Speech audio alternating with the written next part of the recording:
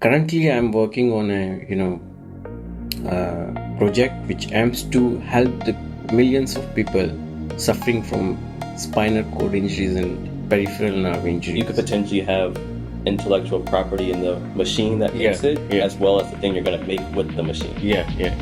Interesting. These all aspects of the brain and the intelligence and intuition, like sixth sense. Yeah. It was fascinating. Welcome to an episode on the Estelle Ingenuity podcast. I'm Stephen Estelle, engineer, CEO, and founder of Estelle Ingenuity.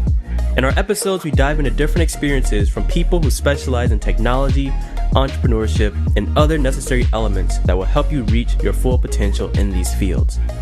We focus in on innovative devices that will be changing our society, stories from entrepreneurs and how they maneuver through the business landscape, and how these new technologies are being used in businesses to bring value to the world.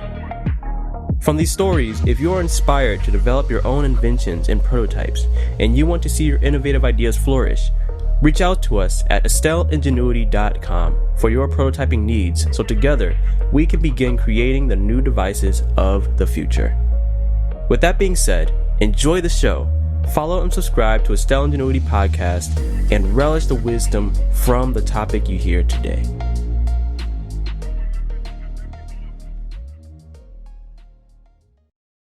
So today on this episode for our Estelle Ingenuity podcast, I have another colleague of mine, Lokesh. Welcome to the podcast episode. Thank you. So it's good to have you here. So I met Lokesh when we were going through some classes for entrepreneurship, as well as different things about how can we be a good entrepreneur and how can we be better at moving our own companies and our ideas forward, including Estelle Ingenuity and some of his ideas too. So I'm glad to have you here because I feel like we have different experiences, and essentially I think what you have to deliver can be enlightening for different people around the world who are trying to do the same thing. So to start, can you just give us a introduction of who you are and what got you here today? And let us know. Thank you for inviting me in this podcast. Yeah. And, I'm Lokesh Agrawal, and I'm currently working as a postdoctoral researcher at OIST. Mm-hmm. And I do have my startup grant. Oh, nice. That is from TDIC, OIST, POC, Phase 1 and Phase 2. And currently I'm working on a project which aims to help the millions of people suffering from spinal cord injuries and peripheral nerve injuries. Nice. And there are certain challenges in this field that I have been, facing in research throughout my career. So I was PhD student at Tsukuba University.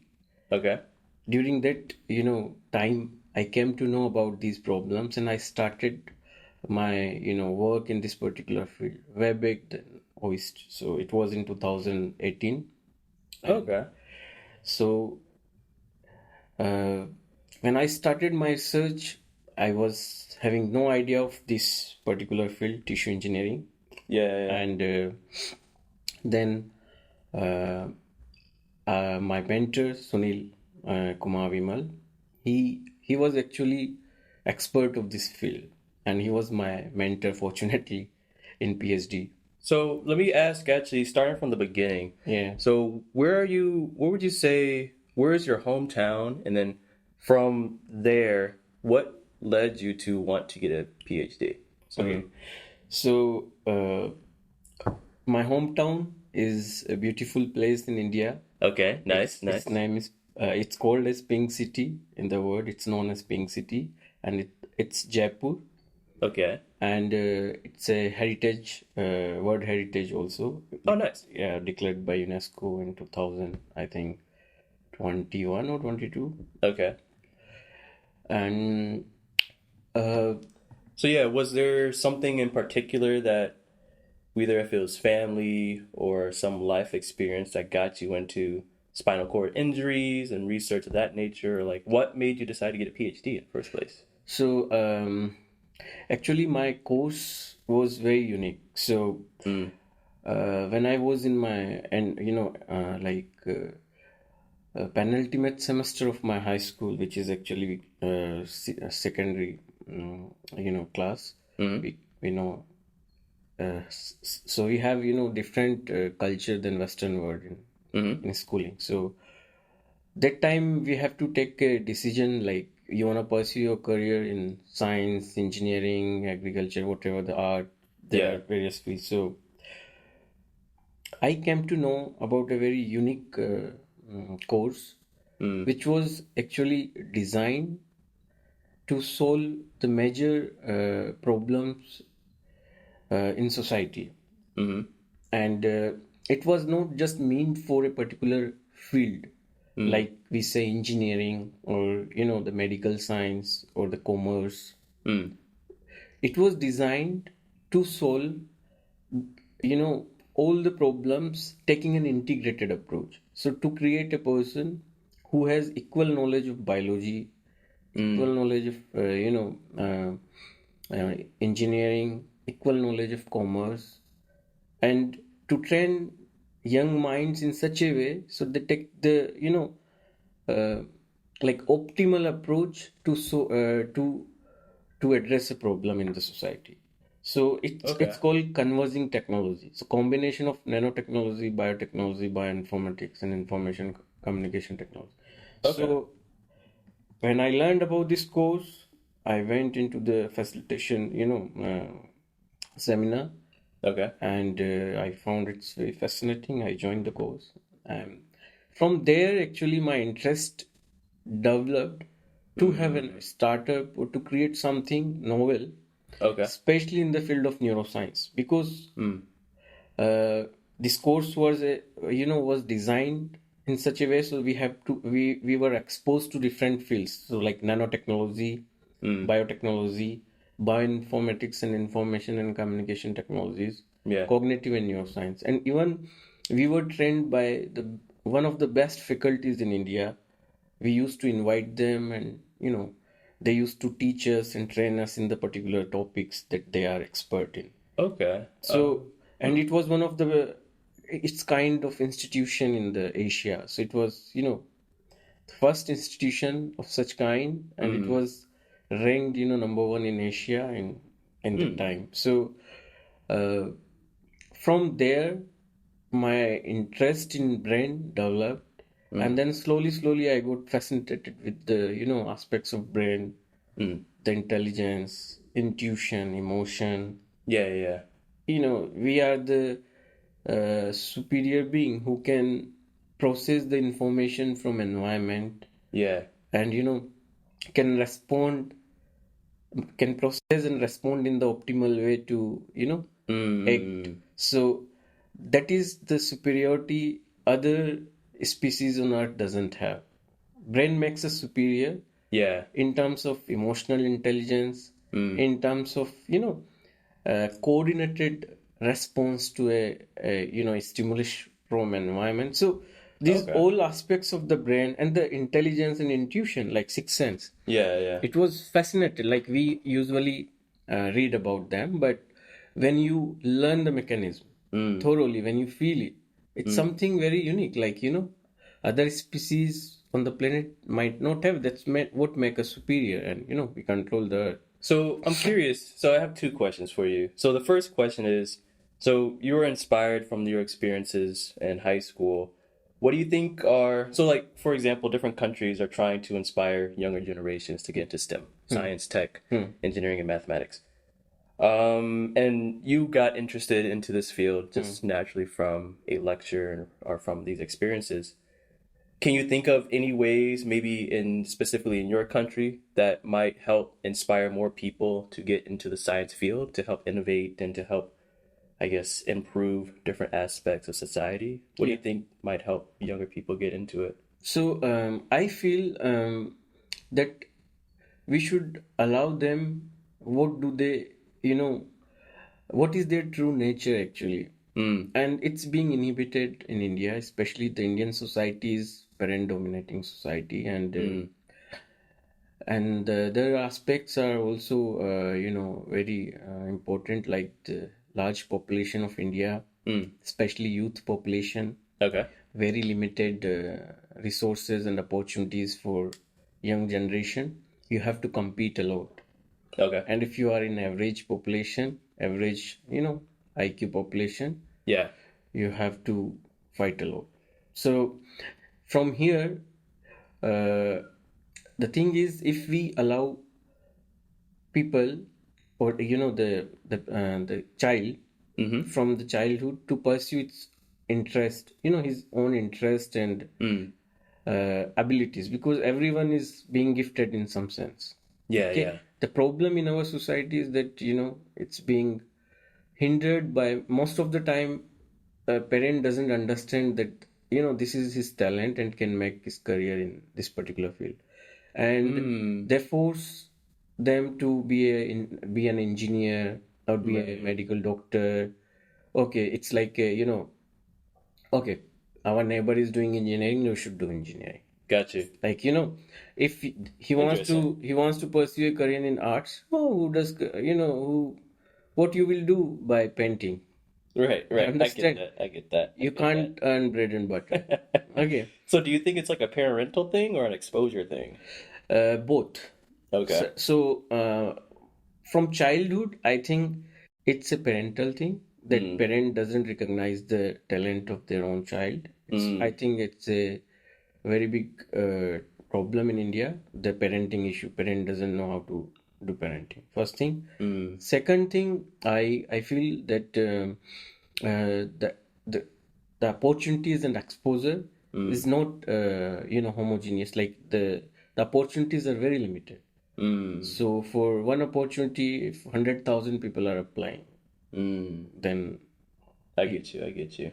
So in your case, would you say that your parents were allowed you to, I guess, operate in different fields to find what works best for you? Or what do you think allowed you to flourish in your field of expertise? Yeah, so I think in this sense, my parents didn't interfere in anything.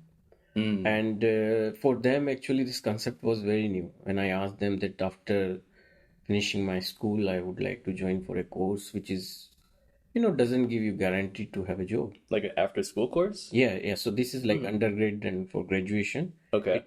So when I found about this course, the integrated MS, Masters in Technology. Yeah. So first thing, they didn't understand what it is.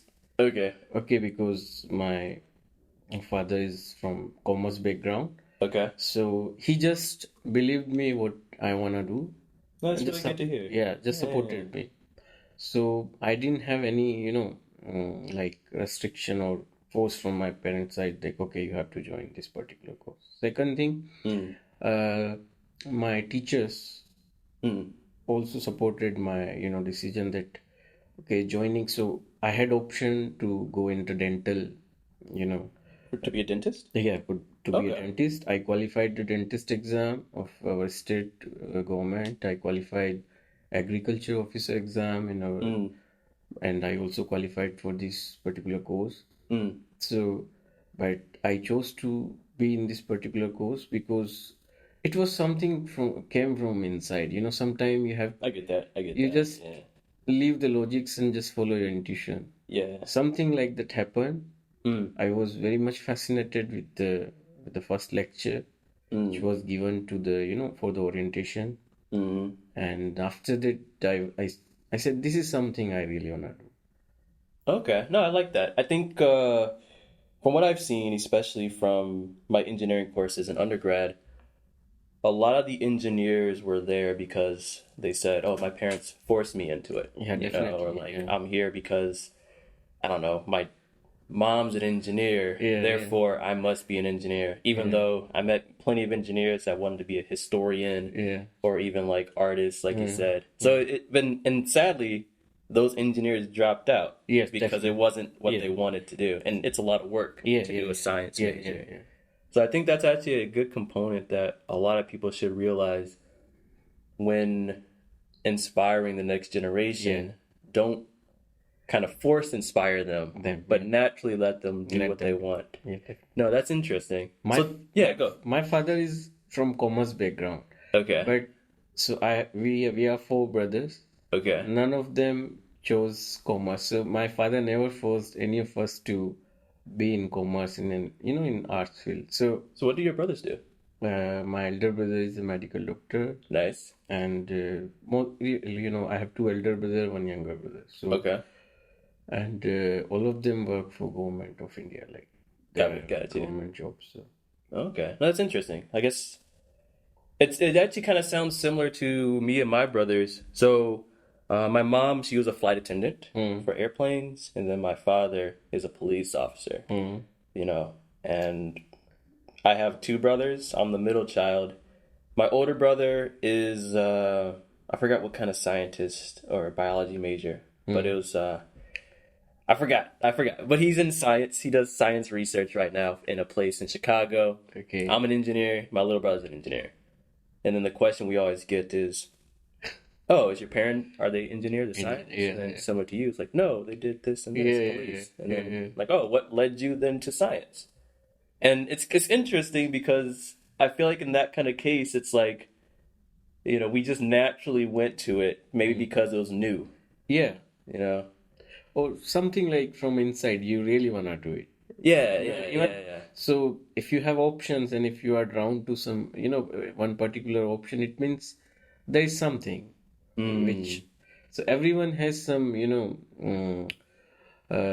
like we came on earth, so everyone has some purpose to fulfill Yeah. in our life form. Like, we have to do something to either increase the consciousness of this planet or to contribute for the welfare of society.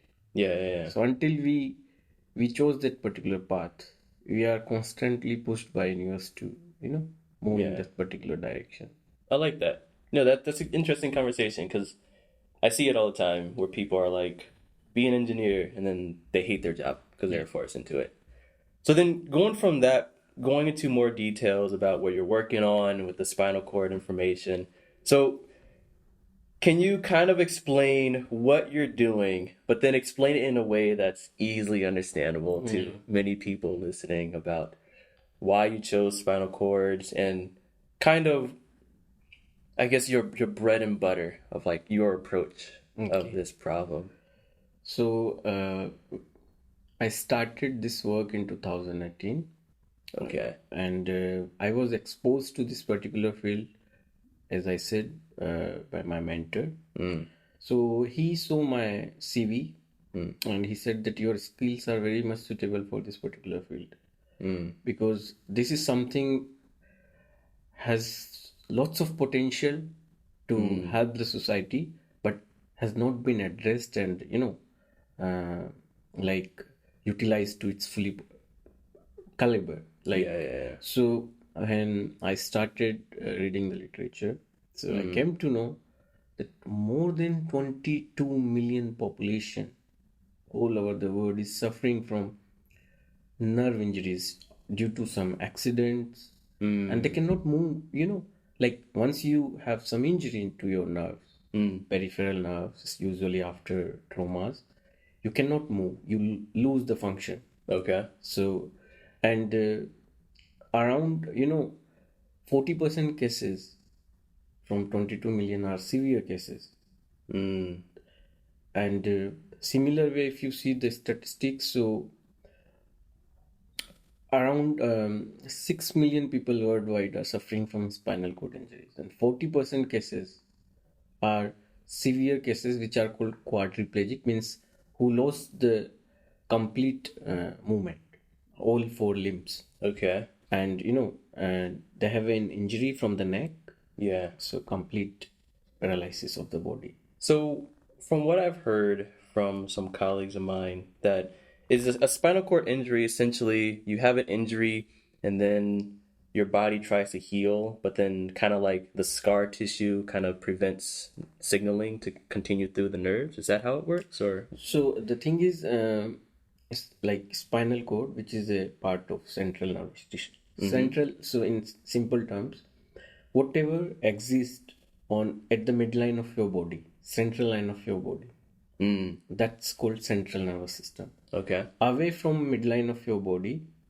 from your symmetrical line, if we draw a line from your head to you know, Yeah, still your body. so the midline, Yeah. whatever is situated at midline of nervous system, that's called central nervous system. Yeah. And away from central line is peripheral. Periphery, Okay. like which is supplying nerves, supplying signals to the muscles in hand and leg. So that the thing is, central nervous system has very limited potency for regeneration. Okay. If you compare the other somatic tissues like skin and like even the peripheral nerves, they have a certain extent they have a potency to regenerate. But the central nervous system tissues like brain and spinal cord has very limited or no potency to regenerate. Is there a reason for that? Yeah, so that's the main reason. Second reason is Okay. what happens when there is a cut or injury. So the nearby fibroblast comes to the place and create an obstruction to rejoin, refill the destroyed Right. or regenerate the lost neuronal connection. And similar way, there is a type of cell astrocytes. They also come there and get deposited, like because these are a part of glia. They come, they congregate there, and they obstruct the regrowth. So it's called glial scar formation. Okay. So there are various mechanisms, but the most important thing what I feel here is lack of the potency of regeneration, a limited ability of regeneration. Okay. So I would assume by that, because of the lack of the regenerative potential, would you potentially make the nerves, I guess I want to say like healthier or stronger to just have better regenerative abilities, similar to like, I guess just improving them? Is that kind of the idea? So the idea is, suppose if consider nerve as a thread. Okay. If you cut the thread, it should rejoin to deliver a connection, like Right. signal, like a wire. If you Yeah. cut the wire cannot transmit the signal. So if you cut the nerve, there is no transmittance of signal. Okay. So what you have to do, you have to repair it. Okay. So I like this metaphor. Yeah. what you usually do to repair a wire which is being cut, you join it Yeah. by using some glue or by tape. Yeah. Soldering and There are various ways to got you. join. Yeah. Similar way, it's called nerve tissue engineering. So what you Okay. do, you take the two strands of nerve which is being cut off. Then we have a biomaterial which is cylindrical. We rejoin it, and then we glue the two ends to this particular conduit. What happens then, because this conduit restricts the growth of outside tissues Okay. and allows the growth only of these remaining axons which are inside a cylinder now. So as you said, there are glial scar formation, fibroblast outgrowth. Yeah. These all troubles we could avoid here. And second thing, the engineering of this particular material conduit is also important. So suppose if you have a line fiber in this, it will promote the growth very fast. And if it is being loaded with the stem cells of the particular patients, Yeah. then it can work as a graft. Yeah. That's what it kind of sounds like. It's like a cylinder graft in a way. It can Like be a cylindrical graft, and in this case, when you put the cells, it will regrow in both direction and will reconnect the tissue, the lost neuronal connections very fast. So is this what you are doing, or is this what many people are doing? So this is what I'm doing, because here people in the world, see, in 1983 there are companies in USA who started selling the nerve conduit. So Okay. this conduit idea is very old, using a hollow tube Yeah. to rejoin the nerves, but it has not been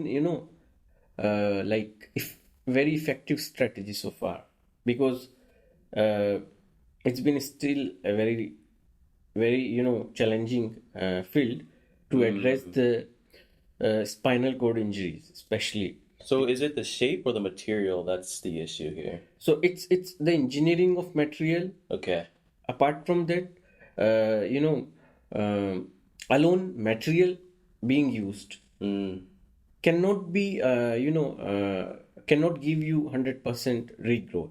Okay. So, if we combine engineering aspect to design this conduit, because the existing companies, they are not engineering the craft like the conduit. Okay. They are just developing hollow tubes and use it. That's it.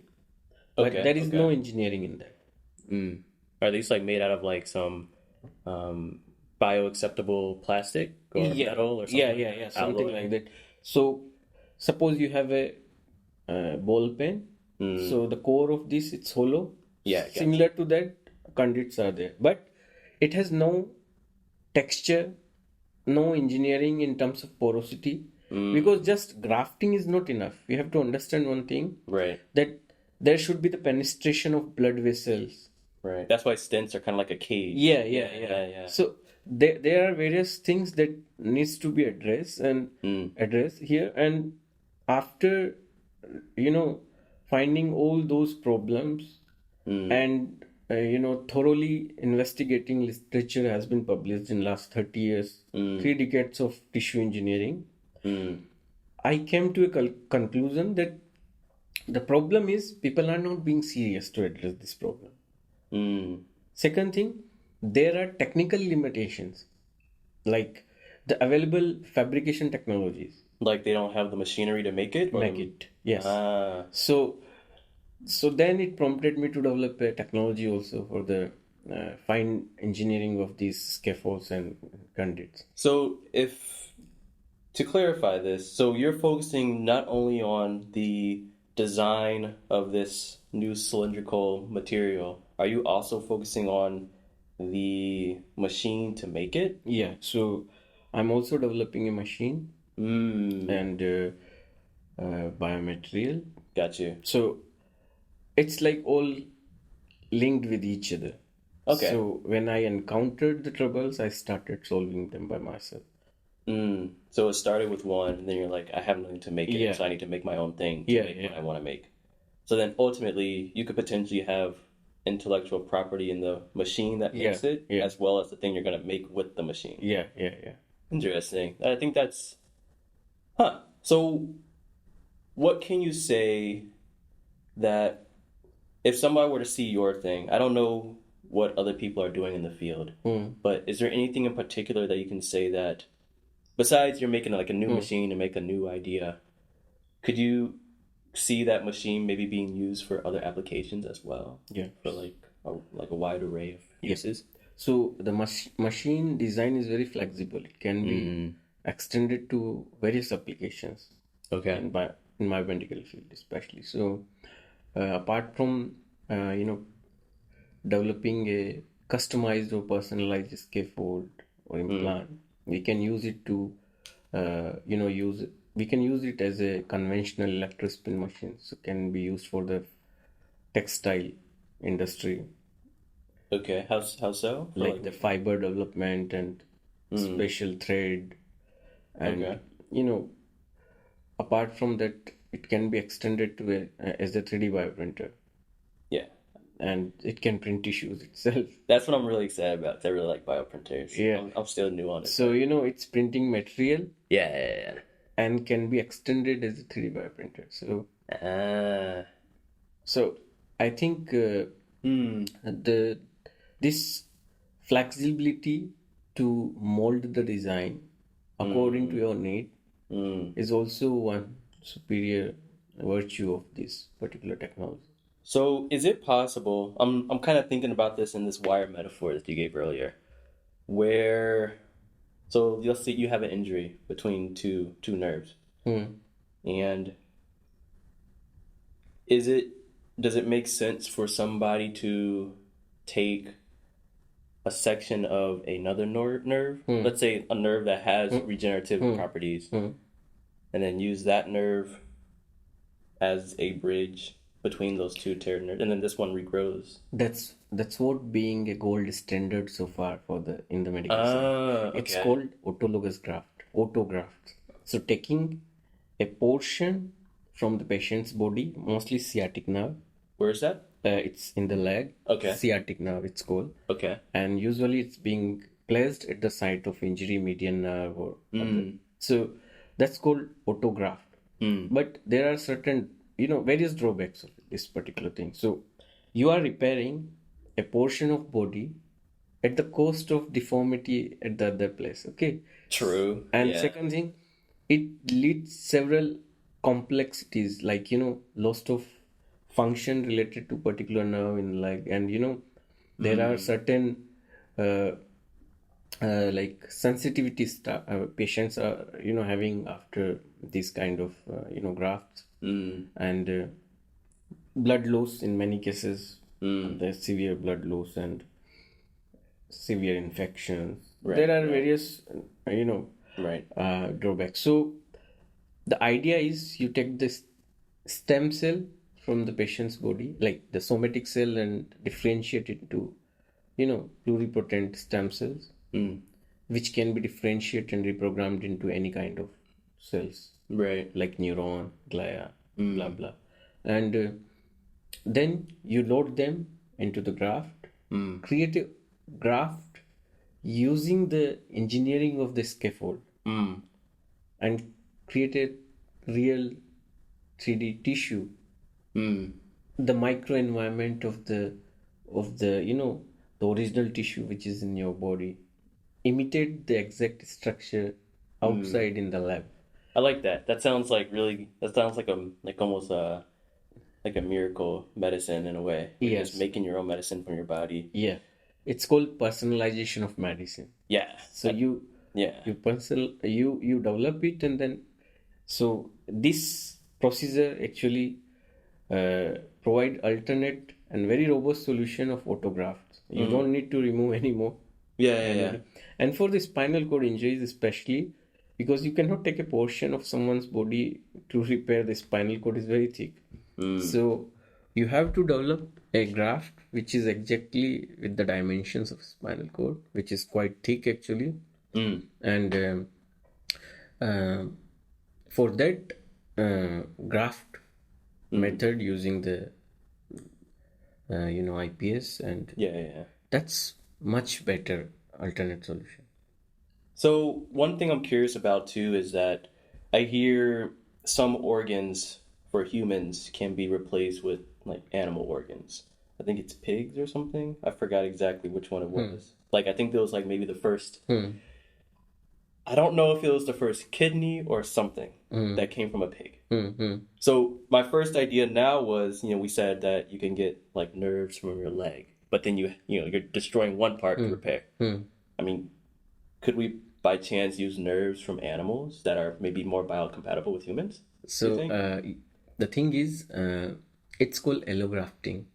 Okay. There's these names for everything. Yeah, Okay, so yeah. it's called allografting, and it's being a field in medical science for a long time. Right. So why this would not, it could not thrive so far? The thing is, we have special, properties of our immune system. Right.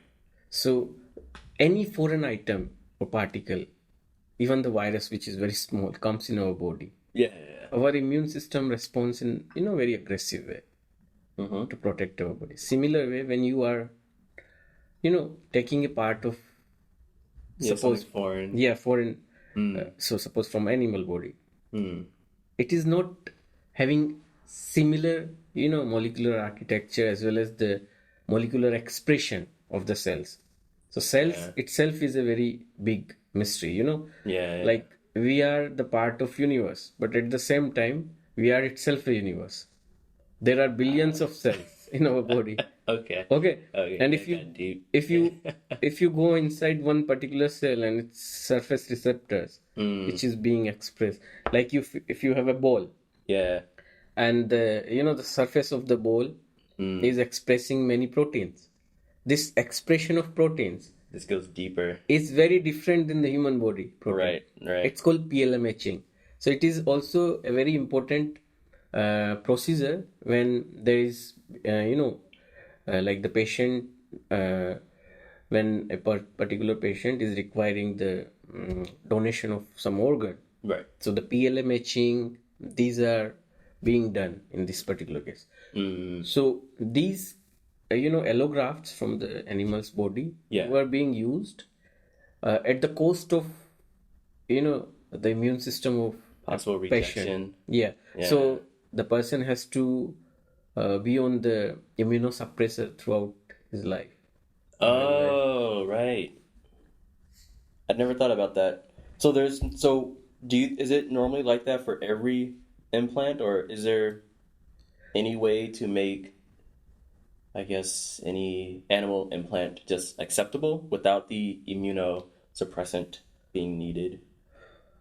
So as far as I know, Yeah.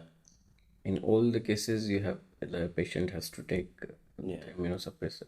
Even in the case of autografts, for a certain time period, person has to take a course of immunosuppressors. So That's interesting. Yeah. I wonder, and maybe this metaphor doesn't make sense, but thinking about how complicated the nervous system is, and there's numerous of nerves whenever you get injured. So when somebody has a spinal cord injury and they're trying to reconnect all the nerves one by one, like that has to be an extremely tedious job. Like, I don't know how many nerves you have to repair, but I don't even imagine the process of doing that. So the product that you're trying to make with your machine, like what's the size of this thing? So it's It's got to be very small. Yeah. So like inner diameter 3 millimeters, and the size, total size of the conduits will be around 0.5 centimeter. Wait, so the inner diameter, the 3 millimeters. 3 millimeters, and then the Length, yeah. length is how much? So like 0.5 centimeter. Okay. So these kind of conduits for the nerve repair. Got it. Okay. As I said, that nerve is exactly similar to the thread. You will see it. Yeah. But for the spinal cord injuries, I think the graft side should be around 2 centimeter and 2 centimeters in length. Yeah, like. And then the 3 millimeters in. No. So the diameter should also be around 1 to 2 centimeter. So the graft for the spinal cord are bigger in size. Oh, okay. Yeah, because it's a cylinder. Right. Multiple threads are joining together. So all the, connections, axons coming from brain, they extend in our body as a spinal cord. So this is a, column. Okay. Holding that many, makes sense. many fibers. So is it more so of connecting the columns together, or do you have to connect the exact thread to the exact thread on the other side? So it is very actually technical question. So we cannot imitate the exact engineering of nature. But okay, that makes sense. That's what I was thinking. Yeah, up to a certain extent, a person who is actually dying, we can help him to regain its 60 to 80% of functionality. Okay. That's, it's better than nothing. Nothing, yeah. He's supposed to die with the failure of vital organs after some time because there is no sensation and no signal. So, okay, now I get it now. So the parts that you're making, so I'm assuming it's like extremely delicate, and so let's say you make this machine and you make this part. Who is your customer? Who do you think you will be trying to sell it to? Would it be doctors? Or? So the machines can be sold to research institutions who are particularly working in regenerative medicine and in organoid developments, organ Yeah, I've heard of Yeah. organoids. Yeah. Apart from that, your material and graft can be sold to various places, including research institution, to the medical institutions, clinics, and pet clinic. Okay. Not only the human market. First, we can start with the animal market and then go to the Okay. human market. So there is a huge market and opportunity waiting out there.